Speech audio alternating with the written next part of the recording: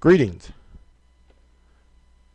Clayton McKinney here, and welcome to Dynasty Instructors Training. Today's lesson, or today's class, will be on another lesson on instructional organization for the lesson plan development course.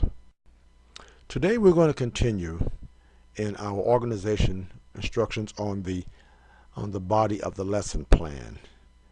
But today it's going to be a little different. We're going to look at combining many of the different patterns we've talked about before. Okay, let's look more at combining patterns. Now, if we use a single pattern to organize the main points, our lessons will make more sense. We will be able to remember more readily what main points are when we teach the lesson. Even more important, students will be able to follow the lesson more easily and retain the material if we use a single logical pattern of organization. Okay, now while we may choose a certain organizational pattern for the main points, we may decide to use different patterns for subpoints. Consider the following tentative outline of a lesson with an objective for students to know the importance of nonverbal factors of communications. Okay, here we have a lesson on nonverbal communications, and it's divided into 2 points. The first one is performance factor. Now, under performance factors, we have upper body or head and face as a factor. We have the positive effects of upper body. And then we have the negative effects of upper body. We have the middle body, which is the arms, hands, torso. We have positive effects for that as well as negative effects. And then we have the lower body. And guess what? We have positive effects and negative effects. Now, the second point we want to make for nonverbal communication, of course, are the non-performance factors. And here we may have an objective or different objectives for non-performance factors. We have space as a way to outline some of the non-performance factors or present them. Under space, we may have personal or body non-performance. And then we have furniture arrangement as a non-performance factor. So you can begin to see the different types of patterns we may use there under one point, and then another whole set of different other patterns under the second point.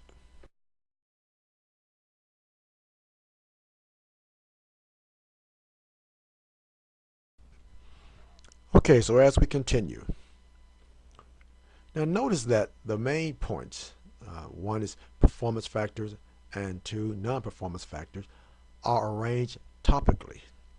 Now the subpoints for the main point number one, the upper, middle, and lower body, are organized spatially. Then there's a pro-con pattern is followed by in discussing positive and negative effects for each body performance factor. The subpoints of main points 2, objects, space, and time, are organized topically, as are the two subpoints under space. The important thing to remember is that each set of main points or subpoints should follow a given pattern of organization. Okay, of course, it may be that none of the formal patterns of organization discussed in this chapter will adequately fit our content. If this is the case, we must simply strive to organize our lesson in the way that will help present the information to our students in the most meaningful fashion as we construct our tentative outline. And as I was saying, as we construct our tentative outline, we must do so with our students' needs in mind. But whatever pattern or strategy we choose, it should be a conscious and rational choice, and we should be able to defend or explain it. Quite often, The experienced teacher revises the outline 3 or 4 times before being satisfied and finally putting it into the final form on the lesson plan itself. So now we're going to look at a very important part or segment of the lesson plan itself, which is the strategy statement. Now, the strategy statement, as far as character and purpose is concerned, the strategy statement is simply a detailed plan which explains one's overall lesson objectives and the steps one intends to take in achieving that objective most efficiently and effectively. Now, a well-written strategy statement benefits the writer of the lesson plan by helping to determine the best options to adopt when deciding on methodology, teaching, techniques, internal objectives, and type and amount of proof and clarification support. It also helps anyone else who is tasked to teach or modify the lesson later on by spelling out the detailed rationale for choosing these options.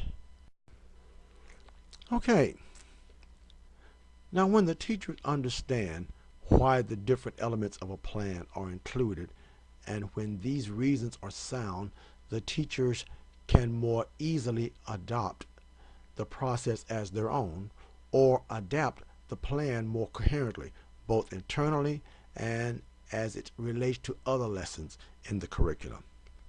And just as importantly, the strategy can also benefit the students immensely because it provides a well-formulated overview for the lesson introduction itself by telling the students exactly what will be covered in the lesson without exposing the lesson itself.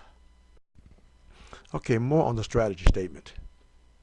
Now, the strategy statement should be designed in such a way as to walk the instructor through the entire lesson, focusing on every element of the lesson.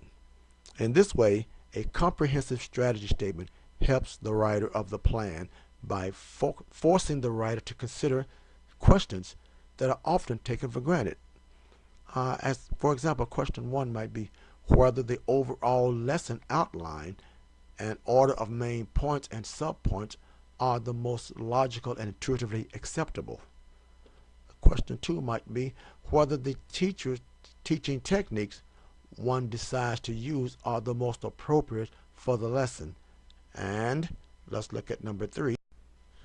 And number 3, how much leeway can one take in the presentation before one changes the actual objective? Moreover, it provides a quick mental outline of the entire lesson that helps prevent the instructor having to script or savagely rely on the lesson plan, thereby destroying the spontaneity of the presentation.